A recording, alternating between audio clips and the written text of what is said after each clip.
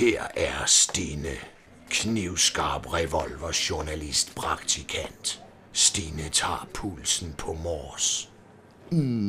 Og så sidder der nok en hel masse og tænker, hallo nå, så har vi nok lige fået Stine i den varme stol. Hallo nej, det er faktisk bare noget juleklip. Men lige BT, så er jeg faktisk ude i Mors for at undersøge, om julehandlen entaget er bedre, end jeg tror. Og det tror jeg faktisk, fordi på internettet, der kan man jo ikke røre ved tingene. Nå ja, men på internettet der er der også åben om aftenen, og det er der nok vist ikke i butikkerne. Jo, der er egentlig faktisk åben om aftenen, om søndagen, for der er det juleaften, eller julehandel, åben aften. Ja. Og det er faktisk kun fantasien, der sætter grænsen. Ja, og der lugter af julebløk. Så egentlig faktisk, ja, det er Stine. Ja, hej. Nej, jeg er ude på arbejdsmarken. Ja, prøv lige. Ses, hej Knusser.